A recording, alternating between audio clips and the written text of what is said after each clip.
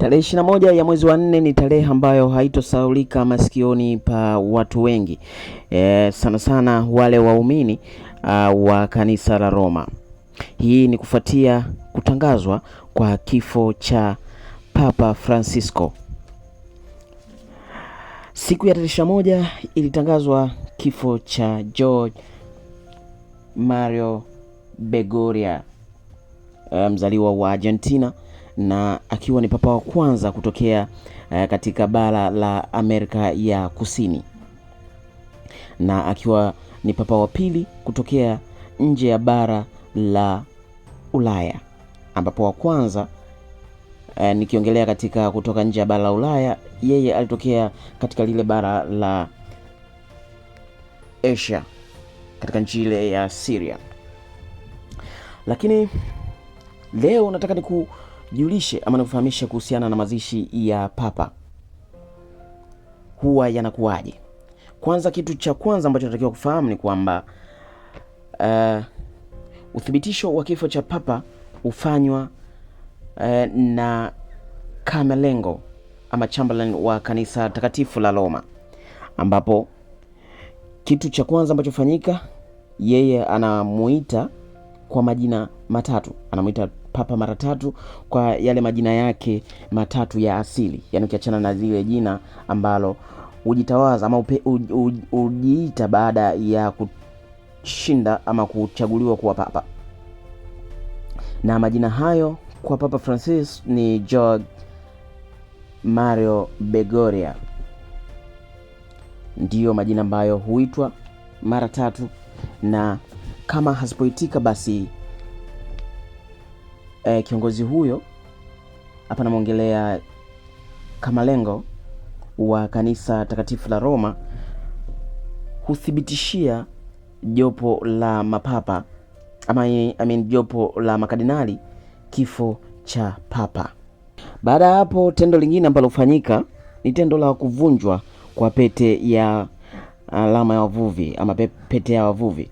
Pete hii ni maarufu ambayo huvaliwa na papa kama ishara ya upapa, na hutumika katika kuidhinisha ama kufanyia kazi ule ukuu ambao anakuwa akikabidhiwa, yani kuwa papa mkuu, ikiwemo kugonga muhuri na kuidhinisha baadhi ya mambo kupitia pete hiyo. Sasa pete hiyo huiondoa ama huichoma ili kuondoa matumizi mabaya ya pete hiyo, kwa sababu kama itaachwa basi inaweza ikatumika kuidhinisha vitu ambavyo inawezekana havikufanywa ama havikuidhinishwa na papa. Lakini baada ya kuvunjwa kwa pete hiyo, tangazo rasmi la Vatican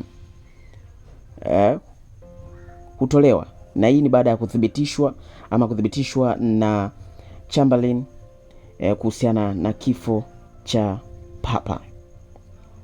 Na baada ya tangazo hilo rasmi la Vatican kutolewa, kuna kuwa na siku 9 za maombolezo, ambapo mwili huwekwa katika kanisa kuu la Mtakatifu Petro kwa ajili ya kuabudiwa. Na ikumbuke kwamba siku ya 22 baada ya kutangazwa kifo cha papa, siku ya 21, siku ya 22 zimeonyeshwa ama tumeona kwenye mitandao ya kijamii picha rasmi za papa ama za mwili wa papa zikiwa kanisani hapo kwa Mtakatifu Petro. Lakini baada ya hapo process nyingine ambayo inafanyika ni prosesi zima ya kuzikwa kwa papa, ambapo papa kwa kawaida anazikwa kwenye makaburi ama kwenye kaburi chini ya basilika ya Mtakatifu Petro, japo anaweza pia kubadilishwa kutokana na ile will ambayo aliitaka yeye ama vile ambavyo aliamuru azikwe. Lakini tumeshuhudia mapapa wote wakizikwa chini katika makaburi ambayo yapo chini ya basilika ya kanisa hilo la Mtakatifu Petro. Lakini jeneza la papa mara zote huwa katika namna tatu, ambapo jeneza la kwanza huwa la mbao, la pili la risasi, linafuatia na la mbao baadaye ambalo linakuwa na mwili wa papa. Majeneza hayo yanawekwa kwa kubebana. Lakini baada ya hapo, kitu ambacho kinafuata ni kusitishwa kwa utawala, ambayo inaitwa sede sede vacante, ambapo shughuli zote za kiutawala husitishwa isipokuwa masuala ya kawaida ambayo hushughulikiwa ama huwa chini ya kamalengo. Lakini wakati process zote hizo zinafanyika, pia usahau kwamba huwa yanafanyika maandalizi ya mkutano mkuu, na mkutano huo unahusisha swala zima la kumpata papa mpya, ambapo chuo cha makardinali hukusanyika Roma, na hii ni baada ya siku 15 ama zisizozidi 20 baada ya kutangazwa kwa kifo cha papa. Makardinali wote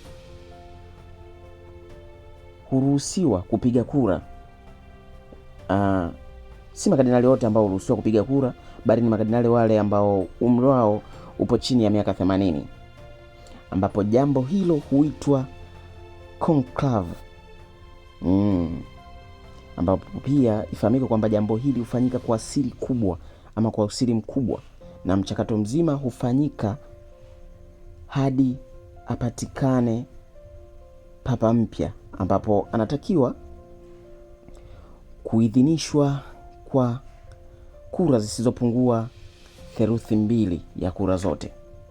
Lakini pia baada ya kardinali aliyechaguliwa na kupita, yani ambaye ameshinda kwa zaidi ya theluthi 2, huitwa na kuulizwa, je, unakubali kuchaguliwa kwako kama papa mkuu?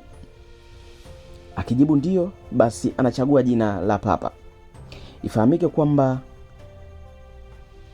Jorge Mario Bergoglio ambaye ni Papa Francisco, yeye alichagua jina la Papa Francisco kama kumwenzi mtakatifu ama mtume Francisco, na hivyo kardinali ama huyo kardinali ambaye anachaguliwa kuwa papa inakuwa wakati wake sasa wa kuchagua jina la mitume ambalo anaenda kulitumia.